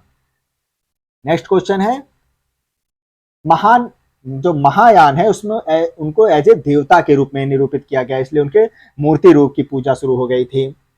बोधिसत्व पदम पाणी का चित्र सर्वाधिक प्रसिद्ध और प्रायः चित्रित चित्रकारी है कहां पर? अजंता में आपको देखने को मिल जाएगा। ओके, महाराष्ट्र चले जाइए, अजंता में आपको ये देखने को गुफाओं में मिल जाएगा। हीनयान अवस्था की विशालतम और सर्वाधिक विकसित शैलीकृत चैत्यग्रह स्थित है, तो ये कहां पर है? कार्ले में स्थित है। ओके, मोस्ट इंपॉर्टेंट है, कार्ले में जो होता है ये स्थित है। नेक्स्ट क्वेश्चन है, ये जो है महाराष्ट्र में, ये भी है पुणे में। किस शैलकृत गुफा में 11 सिरों के बोधिसत्व का अंकन मिलता है? तो कहां पर मिलता है? कन्हेरी, जो कि महाराष्ट्र के मुंबई शहर का ही एक पर्यटन स्थल है, कन्हेरी। यहां पर जो है 11 सिरों के बोधिसत्व का जो है अंकन आपको देखने को मिल जाएगा। और जो अवलोकितेश्वर की एक रोचक मूर्ति यहां पर स्थित करवाई गई है। नेक्स्ट क्वेश्चन है, प्रथम शताब्दी ईस्वी में किस भारतीय बौद्ध भिक्षु को चीन भेजा गया था? तो किसको भेजा गया था? नागार्जुन को जो है चीन भेजा गया था। इन्होंने क्या, एक पुस्तक इनका है, वो नाम बताइए? माध्यमिक कारिका है। माध्यमिक कारिका जो है इनकी पुस्तक का नाम है, जिसमें उन्होंने सापेक्षता का सिद्धांत दिया था। सापेक्षता का सिद्धांत दिया था, मतलब हर एक चीज एक दूसरे से डिपेंड रहती है, ये चीज बताया गया था। ओके, निर्भर रहती है कि ना किसी कारण से उत्पन्न हुई, मतलब किसी के बिना हर एक चीज पे डिपेंडेंसी बताई गई है। और जो नागार्जुन है, नागार्जुन जी ने जो प्रत्युत समुत्पाद है, प्रत्युत समुत्पाद, इसी को ही शून्यता भी इन्होंने कहा है। क्या कहा था? शून्यता कहा था। माध्यमिक या शून्यता मत इन्हीं से संबंधित है। नेक्स्ट क्वेश्चन है, शून्यता के सिद्धांत का सर्वप्रथम प्रतिपादन करने वाले बौद्ध दार्शनिक अभी बताए नागार्जुन साहब थे। नालंदा विश्वविद्यालय के संस्थापक कौन थे? कुमारगुप्त प्रथम थे। मोस्ट इंपॉर्टेंट, कुमारगुप्त प्रथम, जिनको क्या कहा जाता था? शक्रादित्य भी कहा जाता था, शक्रादित्य कहा जाता था। और इनकी एक उपाधि और है, महेंद्रादित्य भी है। महेंद्रादित्य। शक्रादित्य ज्यादा इंपॉर्टेंट है, इनकी जो उपाधि है याद रखिएगा। नालंदा विश्वविद्यालय की जो संस्थापक है कुमारगुप्त प्रथम है। नेक्स्ट क्वेश्चन है, नौ नालंदा विहार किसके लिए प्रसिद्ध है, विख्यात है? तो ये पाली अनुसंधान संस्थान के लिए ये फेमस है। नेक्स्ट क्वेश्चन है, अहिंसा, वेदों के प्रति उदासीनता, आत्मदमन में से कौन सी बात बौद्ध धर्म और जैन धर्म में समान नहीं है? तो आत्मदमन जो होता है ये बौद्ध और जैन धर्म दोनों में समान नहीं है। आत्मदमन यानी कि तप को कहा गया है आत्मदमन। ओके, नेक्स्ट क्वेश्चन है, बौद्ध तथा जैन दोनों ही धर्मों में विश्वास करते थे किसमें? कर्म तथा पुनर्जन्म के सिद्धांत को ये दोनों सही माना करते थे। ओके, नेक्स्ट क्वेश्चन है, बौद्ध दर्शन के अनुसार विचार जो होता है, उनका विचार क्या था? पुनर्जन्म होता है और आत्मा की सत्ता लेकिन नहीं है, ऐसा उनका मानना था। वो पुनर्जन्म में तो बात बोलते थे लेकिन आत्मा की सत्ता पर उनका विश्वास नहीं था। बौद्ध धर्म के विषय में सही कथन क्या है? उसने वर्ण और जाति को स्वीकार किया है। ओके, और इतना ही नहीं, उसने ब्राह्मण वर्ग की सर्वोच्च सामाजिक कोटि को भी चुनौती दी थी और उसने कुछेक शिल्पों को भी निम्न माना है। याद रखिएगा, ये सब बौद्ध धर्म से संबंधित है। चैत्य तथा विहार में क्या अंतर होता है? ये तो हर किसी को मालूम होगा। चैत्य पूजा स्थल होता है और विहार निवास स्थल होता है। और चैत्य का अगर शाब्दिक अर्थ होता है तो क्या होता है? चिता संबंधी होता है। समझ रहे हैं? सुल्तानी युग में बौद्ध की कौन सी शाखा सबसे प्रभावशाली थी? तो वज्रयान शाखा जो है सबसे अधिक प्रभावशाली थी। इसका विकास कब हुआ था? 8वीं शताब्दी में हुआ था। ओके, और इसका जो सिद्धांत था मंजूश्री, मूल कल्प तथा गुह्य समाज में मिलता है। गुह्य समाज, यहां पर इसका जिक्र, इस सिद्धांत का जिक्र मिलता है। ओके, वज्रयान। चलिए नेक्स्ट क्वेश्चन अब हम देखते हैं कहां से आया है। जैन धर्म से संबंधित है। चलिए अब इसके बारे में भी हम जानते हैं। जैन तीर्थंकर पार्श्वनाथ मुख्यतः किससे संबंधित हैं? तो ये वाराणसी से संबंधित हैं। ओके, पार्श्वनाथ जो है ये 23वें तीर्थंकर थे। कौन से थे? 23वें। चलिए नेक्स्ट क्वेश्चन है, तीर्थंकर उससे संबंधित जो प्रतिमा, उनके जो लक्षण, उनके बारे में बता रहा होता है। आदिनाथ वृषभ, मल्लिनाथ के बारे में बताया जाता है, जल कलश है इनका प्रतीक चिन्ह प्रतिमा लक्षण, और पार्श्वनाथ का सर्प होता है प्रतिमा लक्षण, और संभवनाथ का जो है अश्व होता है। ओके, नेक्स्ट क्वेश्चन है, तीर्थंकरों का सही कालानुक्रम बताइए। एक सीक्वेंस में अगर पूछा जाए, पूछा भी गया है। सबसे पहले आए थे अभिनंदन, फिर पदम प्रभु, फिर सुपार्श्वनाथ, फिर विमलनाथ, फिर मुनि सुव्रत साहब आए थे। इसको शॉर्ट फॉर्म में याद करने का तरीका मैं बता देता हूं। अभिपदम, अभिपदम ऐसे याद कर लीजिए, अभिपदम, सुविमल, सुविमल, अभिपदम, सुविमल और मुनि। ओके, ऐसे याद कर लिए, या अभिपदम, सुविमल, मुनि। ओके, ये एक सीक्वेंस के रूप में याद कर लीजिए, ये ट्रिक हो जाता है याद करने का। नेक्स्ट क्वेश्चन है, महावीर स्वामी का जन्म कहां हुआ था? तो वैशाली के निकट कुंडा ग्राम में इनका जन्म हुआ था। कब हुआ था? 599 ईसा पूर्व में लगभग बताया जाता है इनका जन्म। और वहीं गौतम बुद्ध जी का जन्म कब बताया जाता है? 563 ईसा पूर्व में बताया जाता है। तो महावीर स्वामी का जन्म जो है 599 ईसा पूर्व, उनका 563 ईसा पूर्व में बताया गया है। इनकी जो माता थी वो त्रिशला थी, जो कि वैशाली की लिच्छवी गणराज्य की बताई जाती हैं। और ये जो थी त्रिशला, इनकी जो माँ थी वो चेटक की बहन थी। चेटक की बहन थी, गणराज्य के जो प्रमुख थे चेटक, उनकी बहन थी। क्या नाम था? लिच्छवी। एक मिनट, सॉरी, त्रिशला थी, लिच्छवी तो गणराज्य था। ओके, त्रिशला था, सही कर लीजिएगा। जैन धर्म के प्रवर्तक महावीर जी का मोक्ष स्थान कहां स्थित है? तो यह है पावापुरी में स्थित है मोक्ष स्थान जो है। ओके, प्रभासगिरी जिनका तीर्थ स्थल है वह है किसका? जैन धर्म का है। उत्तर प्रदेश के कौशाम्बी में स्थित है प्रभासगिरी, मोस्ट इंपॉर्टेंट है, सुर्खियों में भी चला है। जो पदम प्रभु है ये, इसमें जो प्रभासगिरी जो स्थल है, छठवें जो जैन तीर्थंकर थे, छठवें जैन तीर्थंकर पदम प्रभु से संबंधित है। पदम प्रभु, ये छठवें जैन तीर्थंकर से संबंधित है, प्रभास गिरी। नेक्स्ट क्वेश्चन है, अणुव्रत का सिद्धांत का प्रतिपादन किया था जैन धर्म ने किया था। अणुव्रत, जैन धर्म में 5 महाव्रत हैं, वो कौन से जिन्हें अणुव्रत भी बोला जाता? अहिंसा, सत्य, अस्तेय, अपरिग्रह और ब्रह्मचर्य। प्रथम 4 व्रत पार्श्वनाथ के समय से ही प्रचलित है, पार्श्वनाथ के समय से, याद रखिएगा, अहिंसा, सत्य, अस्तेय और ब्रह्मचर्य। और जो 5वां व्रत है ये महावीर जी ने जोड़ा था, उनके समय में ब्रह्मचर्य जो वर्ड जोड़ा गया था महावीर जी के समय में जोड़ा गया था। ओके, नेक्स्ट क्वेश्चन है, स्यादवाद, एक मिनट, हाँ, स्यादवाद या अनेकांतवाद का सिद्धांत किससे संबंधित है? जैन धर्म से संबंधित है। स्यादवाद का सिद्धांत दिया गया था इसमें, शायद है, शायद नहीं है, शायद वो है, शायद ये नहीं, ये चीज इसमें बताई गई थी। जैन दर्शन के अनुसार सृष्टि की रचना एवं पालन पोषण सार्वभौमिक विधान से हुआ है, ऐसा बताया गया है। नेक्स्ट क्वेश्चन है, कौन सा धर्म विश्व विनाशकारी प्रलय की अवधारणा में विश्वास नहीं करते थे? तो जैन धर्म वाले जो है विश्व विनाश प्रलय के विनाशकारी में ईश्वर की कल्पना तो ये मानते नहीं थे, तो ये विश्व के प्रलयकारी विनाश में कोई विश्वास नहीं रखते थे। नेक्स्ट क्वेश्चन है, कर्मनिष्ठा, अहिंसा और विराग में से जैन धर्म का आधारभूत बिंदु क्या है? तो मेन जो पॉइंट है वो है अहिंसा। यापनीय किसका एक संप्रदाय हुआ करता था? जैन धर्म वालों का यापनीय जो है एक संप्रदाय हुआ करता था। ओके, चलिए नेक्स्ट क्वेश्चन पर चलते हैं। 12 अंग, 12 उपांग, 14 पूर्व, 14 उपपूर्व में से कौन सबसे पूर्वकालिक जैन ग्रंथ कहलाता है? तो जो 14 पूर्व है, इस सबसे पूर्वकालिक जैन ग्रंथ के नाम से जाना जाता है। अंतिम नंद राजा के समय में इसका जिक्र किया गया था। ओके, नेक्स्ट है, प्रारंभिक जैन साहित्य किस भाषा में लिखे गए हैं? तो ये लिखा गया है अर्ध मागधी भाषा में लिखा गया है।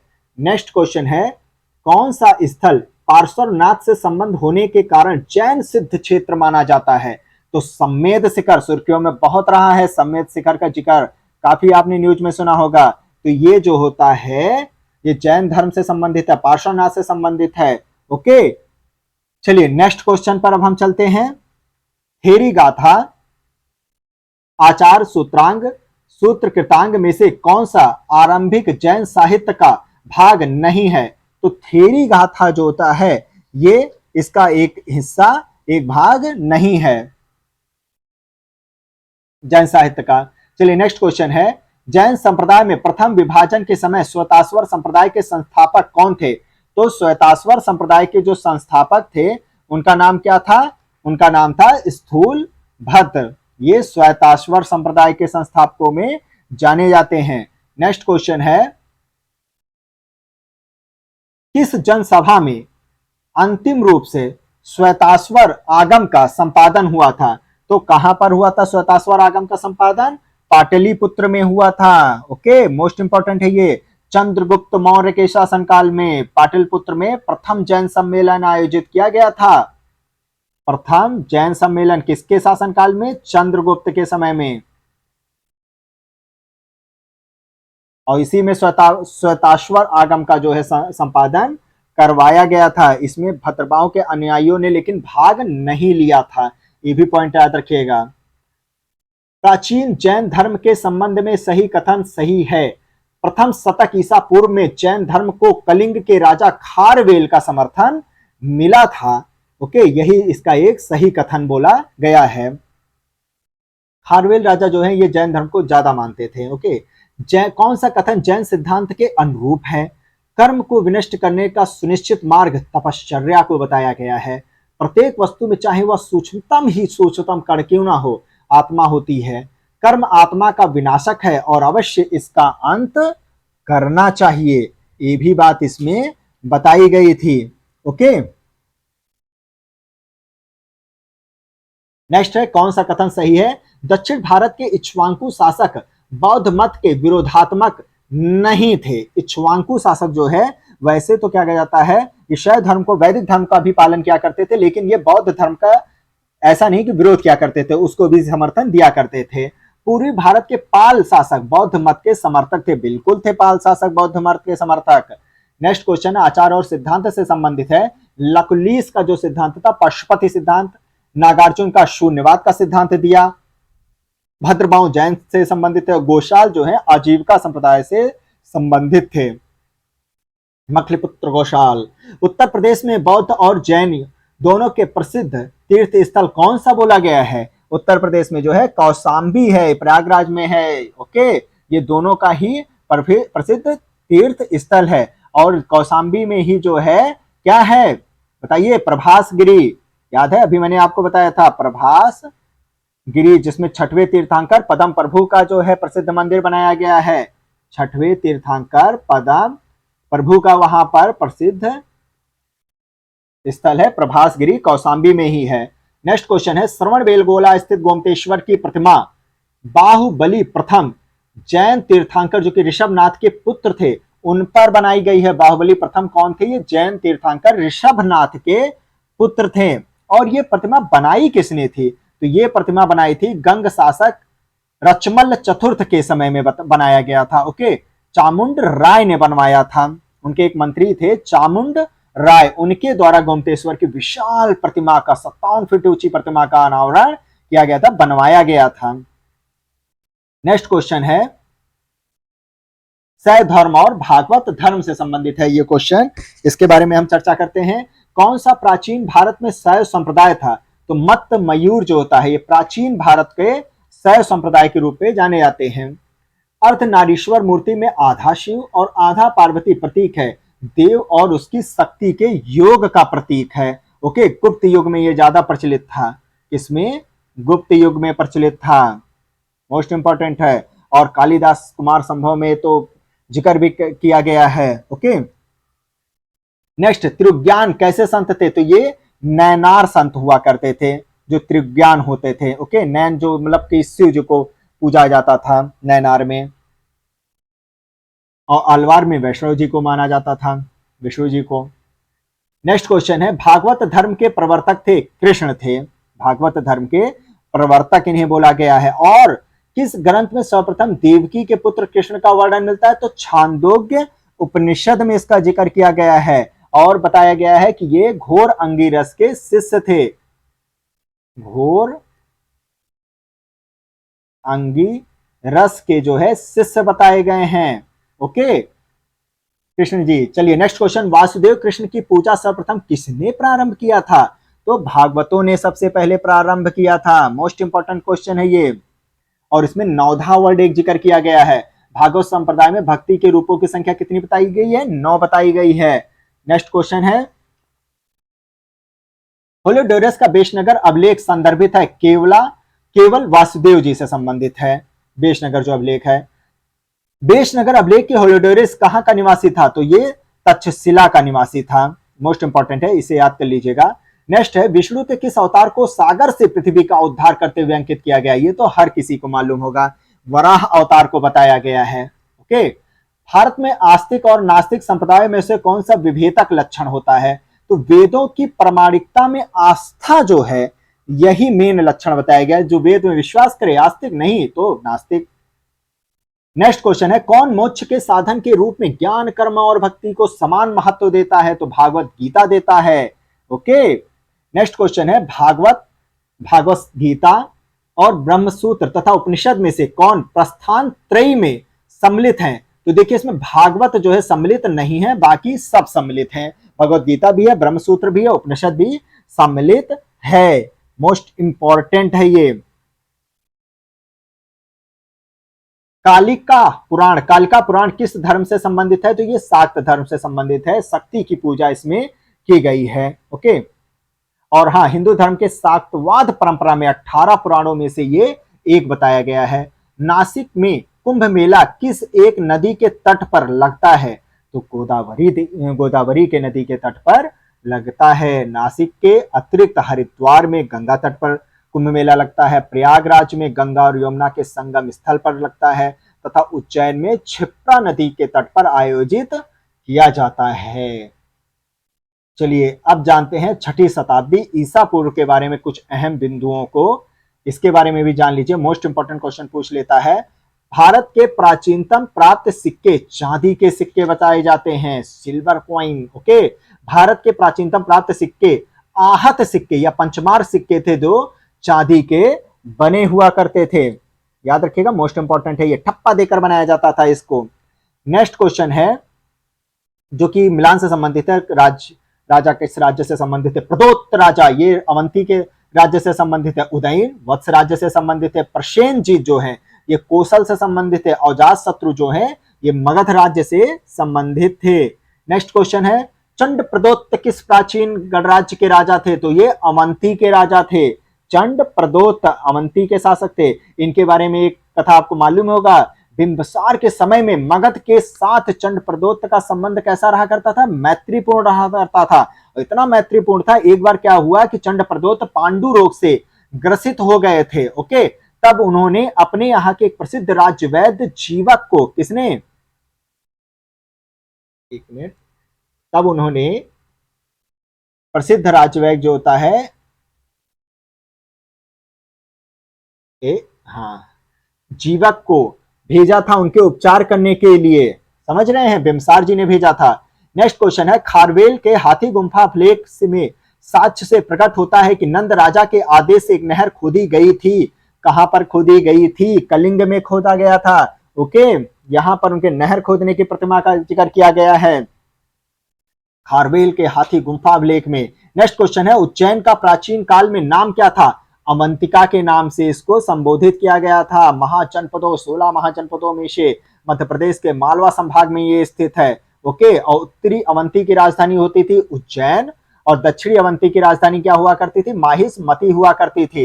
नेक्स्ट क्वेश्चन है पाटिलपुत्र के संस्थापक थे कौन? उदयन थे। पाटिलपुत्र के संस्थापक इनको बोला गया है, उदयन को। नेक्स्ट क्वेश्चन है पाटिलपुत्र के किस शासक ने सर्वप्रथम अपनी राजधानी, पाटिलपुत्र को किस शासक ने सर्वप्रथम अपना राजधानी बनाया था? तो चंद्रगुप्त मौर्य जी ने अपना पहला राजधानी बनाया था। पाटिलपुत्र की स्थापना जो है गंगा और सोन नदी के संगम पर हर्यक वंशीय शासक ने, उदयन ने किया था उसको, है ना। फिर अपनी राजधानी राजगिरा से पाटिलपुत्र स्थानांतरित करवाया गया था। लेकिन चूंकि उदयन का ऑप्शन में अगर जिक्र नहीं रहेगा तो आपको चंद्रगुप्त मौर्य का ऑप्शन लगाना पड़ेगा। सर्वप्रथम यहां पर अगर जिक्र किया गया है तो चंद्रगुप्त मौर्य का है। ओके, नेक्स्ट क्वेश्चन है उदयन वासवदत्ता की दंत कथा संबंधित है, उज्जैन से संबंधित है। इससे स्वप्नवास वदत्ता भास द्वारा रचित है। ओके,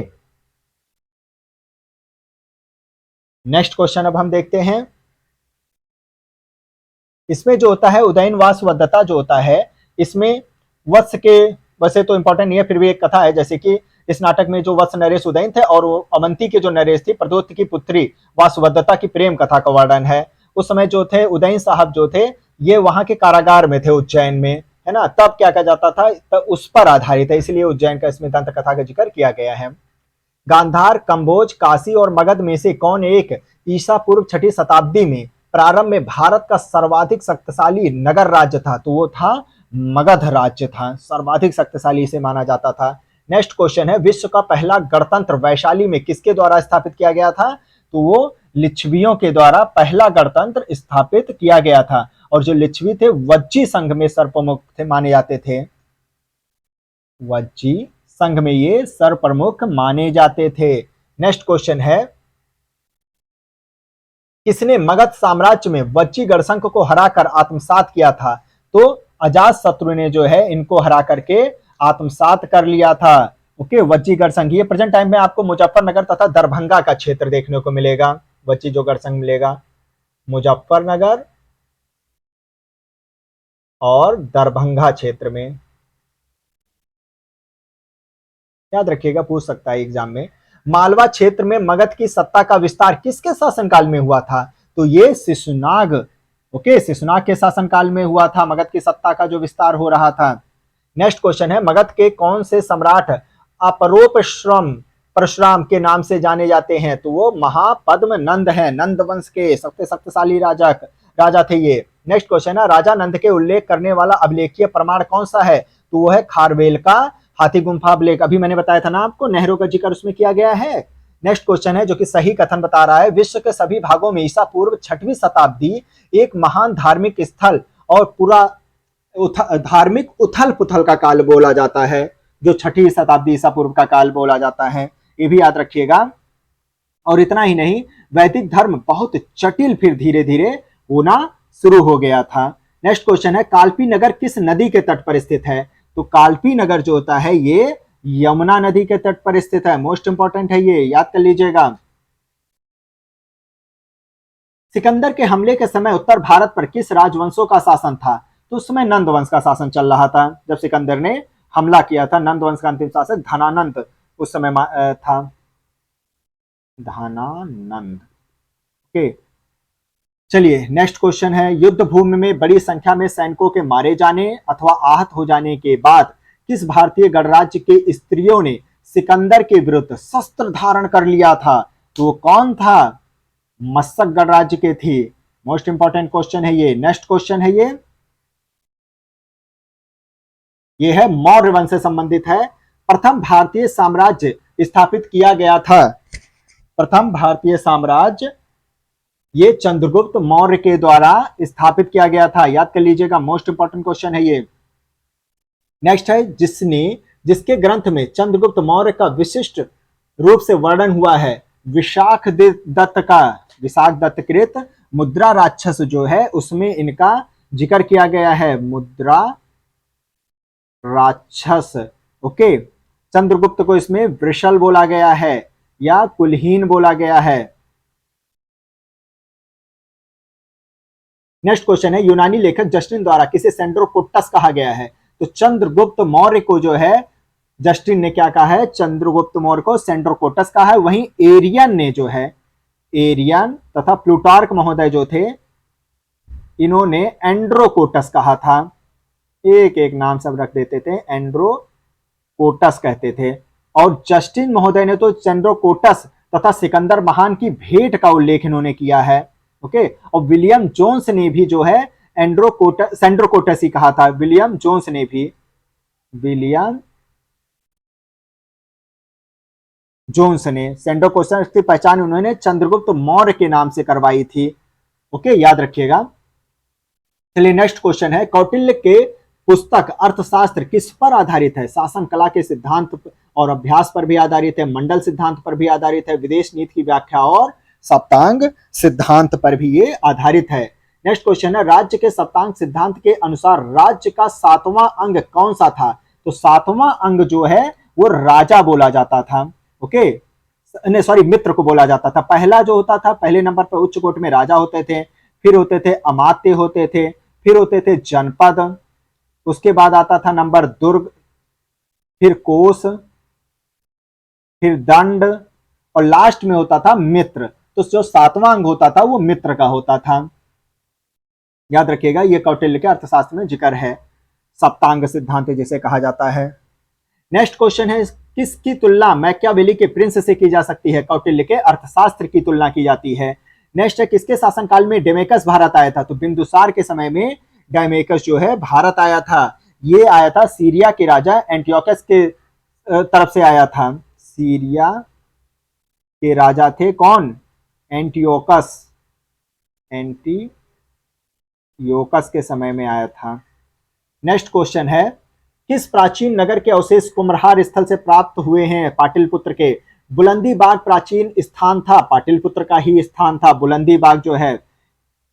और इसे जो प्रकाश में लाने का काम किया था एक स्पूनर महोदय थे, वो किए थे। किस मौर्य राजा ने दक्कन के, कौन प्रकाश में इसको लाया था? स्पूनर महोदय। इसको भी याद कर लीजिएगा, स्पूनर महोदय। किस मौर्य राजा ने दक्कन की विजय प्राप्त की थी? तो चंद्रगुप्त मौर्य ने जो है दक्कन की विजय प्राप्त किया था। नेक्स्ट क्वेश्चन है, मालवा, गुजरात, महाराष्ट्र के किस शासक ने पहली बार जीता था? मालवा, गुजरात और महाराष्ट्र को, इन तीनों को किस शासक ने पहली बार जीता था? तो चंद्रगुप्त मौर्य जी ने जीता था। नेक्स्ट क्वेश्चन है, अभिलेख जिससे यह प्रमाणित होता है कि चंद्रगुप्त का प्रभाव पश्चिम भारत पर था, वह है रुद्रदामन का जूनागढ़ अभिलेख से पता चलता है, 150वीं ईस्वी के आसपास का। ओके, रुद्रदामन का जूनागढ़ अभिलेख आंत और सौराष्ट्र जो कि गुजरात का क्षेत्र था, वहां से ये प्राप्त होता है। यहां पर जो था सिंचाई के साधन के जिक्र किया गया है। नेक्स्ट क्वेश्चन है, गुप्त राज गुजरात, सॉरी गुप्तराज नहीं, गुजरात चंद्रगुप्त मौर्य के साम्राज्य में सम्मिलित था। यह प्रमाणित होता है रुद्रदामन के जूनागढ़ अभिलेख से प्रमाणित होता है। अभी मैंने बताया था सिंचाई के बाद वाद के बारे में जिक्र किया गया है। चंद्रगुप्त मौर्य ने सेल्यूकस को किस वर्ष में पराजित किया था? तो 305 ईसा पूर्व में पराजित किया था। मोस्ट इंपॉर्टेंट है ये। नेक्स्ट है अफगानिस्तान, बिहार, कलिंग और श्रीलंका में से कौन सा क्षेत्र अशोक के साम्राज्य में सम्मिलित नहीं था? तो श्रीलंका जो है इनके साम्राज्य में सम्मिलित नहीं था। नेक्स्ट क्वेश्चन है अशोक के अभिलेखों में से किसमें दक्षिण भारतीय राज्यों का उल्लेख किया गया? तो द्वितीय जो शिलालेख है, मुख्य शिलालेख, उसमें जिक्र किया गया। 4 राज्यों का जिक्र किया गया, चोल, पांडे, केरलपुत्र और सत्यपुत्र का जिक्र किया गया है। चोल, पांडे, केरलपुत्र और सत्यपुत्र, याद करिएगा। नेक्स्ट क्वेश्चन है भारत का प्रथम हॉस्पिटल और औषधि बाग निर्माण करवाया था किसने? अशोक ने करवाया था। नेक्स्ट क्वेश्चन है कौन से मौर्य शासक बौद्ध धर्म के अनुयायी बोले जाते हैं? तो अशोक और दशरथ, ये जो होते हैं बौद्ध धर्म के क्या बोले जाते हैं? अनुयायी बोले जाते हैं। पौत्र थे दशरथ इनके, ओके। और अशोक की तरह ये देवनाम पिए की उपाधि धारण करते थे। दशरथ भी कौन सी उपाधि? देवनाम पिए की उपाधि धारण किया करते थे। रज्जुक क्या होता था? मौर्य शासन में एक अधिकारी हुआ करते थे रज्जुक। नेक्स्ट क्वेश्चन पे चलते हैं, कौन सा अधिकारी मौर्य प्रशासन का भाग नहीं था? तो देखिए अग्रहारिक जो होता है ये मौर्य प्रशासन के एक भाग के रूप में नहीं थे, जबकि युक्त, राजूक, प्रादेशिक ये सभी उसके भागों में माने जाते थे। सारनाथ स्तंभ का निर्माण किया था किसने? अशोक ने करवाए थे। सारनाथ के स्तंभ का इन्होंने निर्माण करवाया था। वाराणसी में आपको देखने को मिल जाएगा। सारनाथ का धमेक स्तूप कब का है? गुप्त काल का माना जाता है, ये भी याद कर लीजिएगा। धमेक स्तूप कहां पर है? सारनाथ में है और ये गुप्तकालीन बोला जाता है, गुप्तकालीन। और सांची तथा भरहुत के स्तूपों की खोज किसने की थी? ये आगे मैंने इसका जिक्र कर दिया है शायद, लेकिन मैं लिख देता हूं। सांची व भरहुत का जो स्तूप था, है ना, ये आपको मध्य प्रदेश में देखने को मिल जाएगा। इसको जो खोजा था वो खोजा था अलेक्जेंडर कनिंघम ने खोजा था। ये भी याद कर लीजिएगा, पूछ लेता है अक्सर एग्जाम में। चलिए, और आंध्र प्रदेश के गुंटूर में अमरावती का एक स्तूप मिला था। अमरावती स्तूप भी ये आंध्र प्रदेश के गुंटूर में मिला था। ओके, याद कर लीजिएगा, पूछ सकता है एग्जाम में। नेक्स्ट क्वेश्चन है अमरावती, भरहुत, सांची, सारनाथ में से किसे सर्वश्रेष्ठ स्तूप मानते हैं? तो सांची का स्तूप सर्वश्रेष्ठ स्तूपों में से माना जाता है, जो कि गुप्त काल में बना, ये सांची का मौर्य काल में बना हुआ था। ओके, नेक्स्ट क्वेश्चन है भरहुत का स्तूप मध्य प्रदेश के सतना जिले में स्थित है। सांची का स्तूप मध्य प्रदेश के रायसेन जिले में स्थित है। ओके, सांची का जो स्तूप है। और इसके अलावा अमरावती का भी मैंने आपको बता दिया था, आंध्र प्रदेश के गुंटूर जिले में, और धमेक स्तूप सारनाथ में स्थित है। चलिए, नेक्स्ट क्वेश्चन है कौशाम्बी जो स्मारक है घोषताराम मठ, कहां पर है? ये कौशाम्बी में स्थित है। रानाभर स्तूप ये भी कुशीनगर में देखने को मिलेगा। धमेक स्तूप अभी बताया था सारनाथ में है। और सहेत महेत स्तूप जो होता है ये श्रावस्ती में स्थित है। नेक्स्ट क्वेश्चन है अशोक के अभिलेखों में प्रयुक्त भाषा क्या होती थी? प्राकृत भाषा का इस्तेमाल किया जाता था, क्योंकि जो लोग समझ सके वही भाषा का ही तो इस्तेमाल किया जाएगा, तो इसलिए प्राकृत भाषा का इस्तेमाल किया जाता था उस समय। चलिए, नेक्स्ट क्वेश्चन पर ब्राह्मी लिपि का प्रथम उद्वाचन किस पर उत्कीर्ण अक्षरों से किया गया है? तो पत्थर के पट्टियों पर उत्कीर्ण किया करवाया गया है। ओके, ब्राह्मी लिपि का। अशोक के अभिलेखों को सर्वप्रथम किसने पढ़ा था? तो सबसे पहले जेम्स प्रिंसप साहब ने इसको पढ़ा था। ये भी याद कर लीजिएगा, किसने? जेम्स प्रिंसप ने। वह स्थान जहां प्राक अशोक ब्राह्मी लिपि का पता चलता है, तो कहां पर इसका पता चलता है प्राक अशोक ब्राह्मी लिपि का? तो अनुराधापुर श्रीलंका में जो है इसका पता चलता है। अनुराधापुर कहां है? श्रीलंका में है। नेक्स्ट क्वेश्चन है अशोक का अपने शिलालेखों में सामान्यतः जिस नाम से उल्लेख हुआ है वो किस नाम से हुआ है? प्रियदर्शी के नाम से जो है इनका शिलालेखों में उल्लेख किया गया है। मोस्ट इंपॉर्टेंट क्वेश्चन है। नेक्स्ट क्वेश्चन है दिए गए विकल्पों में से कौन सा एक वक्तव्य अशोक के प्रस्तर स्तंभ के बारे में गलत है? तो देखिए, बढ़िया पॉलिश की गई है तो सही है, या अखंड है, ये भी सही है। स्तंभों का संयुक्त शुंडाकार है, ये भी सही है। लेकिन स्थापत्य संरचना का जो भाग है ये गलत है ना। अशोक के प्रस्तर स्तंभों के बारे में ये चीज गलत है, बल्कि ये पृथक रचनाएं हैं। ओके, नेक्स्ट क्वेश्चन है, कालसी, रुम्मनदेही, विशिष्ट, कलिंग राजा देश और मास्की में से किस एक अभिलेख में अशोक के व्यक्तिगत नाम का उल्लेख किया गया है? तो किसमें अशोक के व्यक्तिगत नामों का उल्लेख किया गया है? तो वो किया गया है मास्की में, जो है इसका उल्लेख किया गया है। मास्की, गुर्जरा, नेतूर और उडेगोलम में इनके नामों का उल्लेख आप देख सकते हैं। ओके, मोस्ट इंपॉर्टेंट क्वेश्चन है ये। चलिए, कंगनहल्ली, सांची और शहबाज गढ़ी में से किस उभारदार मूर्ति शिल्प शिलालेख में अशोक के प्रस्तर रूप चित्र के साथ राणे और अशोक, राजा अशोक उल्लिखित हुआ है? तो ये कंगनहल्ली जो है कर्नाटक में है, कर्नाटक में इसका जिक्र हुआ है, मतलब कंगनहल्ली में जिक्र हुआ जो कि कर्नाटक के गुलबर्गा जिले में है। ओके, नेक्स्ट क्वेश्चन है, अशोक के रुम्मनदेही स्तंभ संबंधित है बुद्ध के जन्म से संबंधित है? पहले ही बता चुका था। रुम्मनदेही स्तंभ जब यहाँ पर गए थे, यहाँ देखा था उन्होंने अशोक जी ने, तो यहाँ पर जो भूराजस्व दर था 1/6 से घटा करके उसको कर दिया था 1/8 हिस्सा कर दिया था भूराजस्व की जो दर थी। ओके, रुम्मनदेही लघु स्तंभ लेख भी से कहा जाता है। 20वें वर्ष पर गए थे ये अपने राज्याभिषेक के। नेक्स्ट क्वेश्चन है, गुर्जरा लघु शिलालेख जिसमें अशोक का नाम उल्लेख किया गया है कहां स्थित है? तो यह मध्य प्रदेश के दतिया जिले में स्थित है गुर्जरा। केवल वह स्तंभ जिसमें अशोक ने स्वयं को मगध का सम्राट बताया है, तो कौन सा है? भाब्रू स्तंभ लेख जो है इसमें इन्होंने अपने को जो है मगध का सम्राट घोषित किया गया, और यही अभिलेख अशोक को बौद्ध धर्मावलंबी भी प्रमाणित करता है। बौद्ध धर्मावलंबी भी प्रमाणित करता है। ओके, कालसी, देहरादून, उत्तराखंड प्रसिद्ध है किस लिए? अशोक के शिलालेखों के कारण प्रसिद्ध है। नेक्स्ट क्वेश्चन है, अशोक के अभिलेखों में पूर्ण रूपेण धार्मिक सहिष्णुता के प्रति समर्पित कौन सा अभिलेख है? तो शिलालेख 12वां जो होता है पूर्णतः धार्मिक शिलालेखों पर समर्पित है। नेक्स्ट है, अशोक के जो प्रमुख शिलालेख संगम राज्य के विषय में हमें बताते हैं सम्मिलित हैं।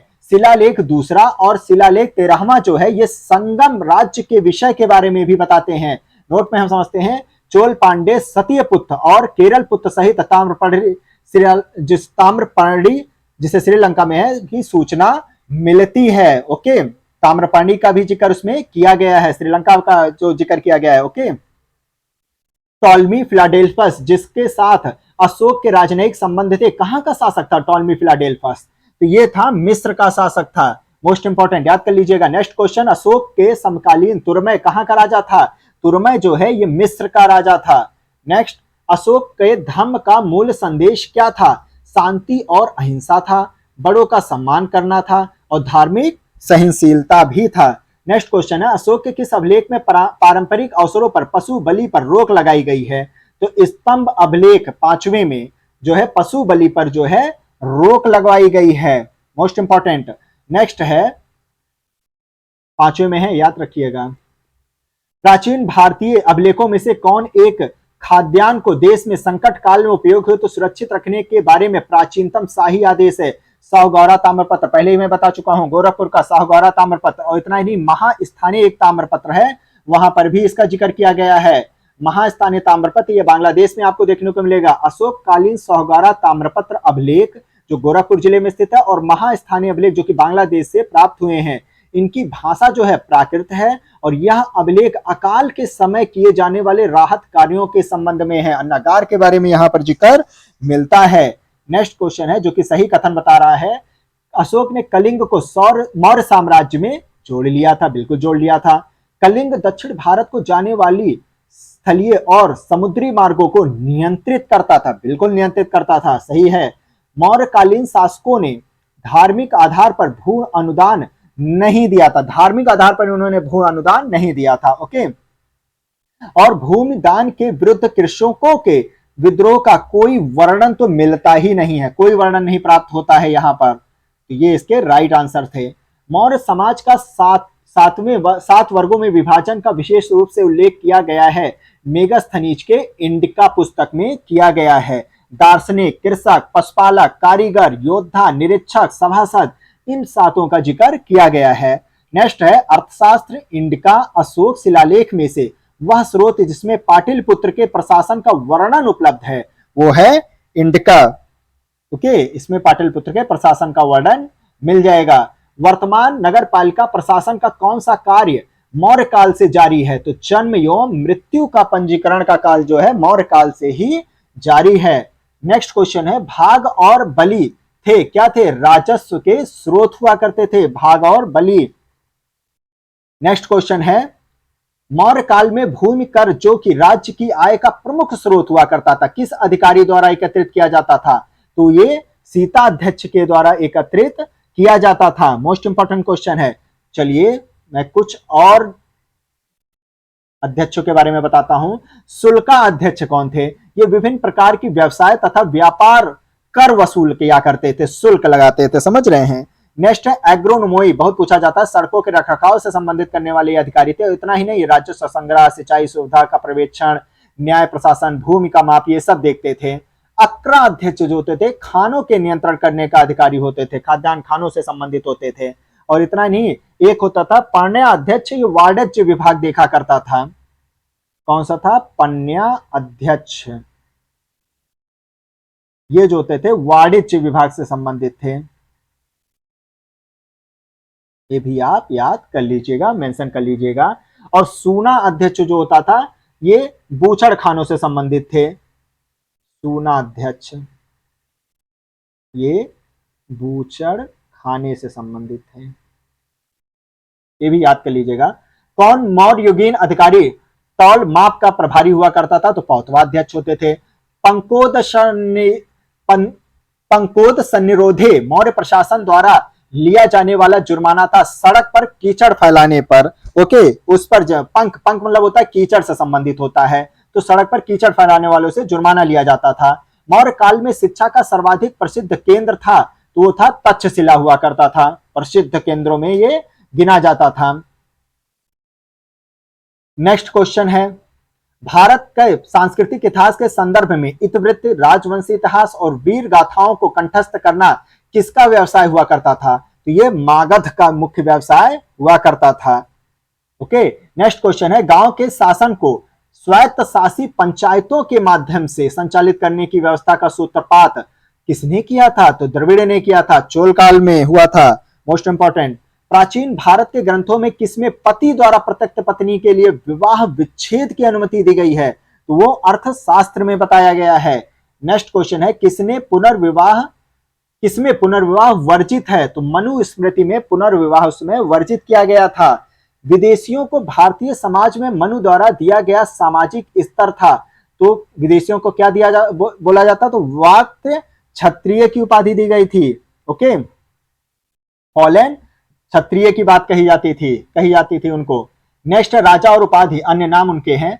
चंद्रगुप्त को सेंड्रोकोटस से संबोधित किया जाता था, बिंदुसार को अमित्र घात कहा जाता था, अशोक को प्रियदर्शी और चाणक्य को विष्णुगुप्त का उपनाम था इनका। किस अभिलेख में चंद्रगुप्त और अशोक दोनों का उल्लेख किया गया है? तो महाक्षत्रप रुद्रदामन व जूनागढ़ अभिलेख में इनका जिक्र किया गया है। चंद्रगुप्त और अशोक दोनों का जिक्र किया गया है, रुद्रदामन का जूनागढ़ अभिलेख। नेक्स्ट, बराबर पहाड़ी के गुफाओं के विषय में कौन एक सही नहीं है? तो बराबर पहाड़ी के विषय में कौन सा एक सही नहीं है?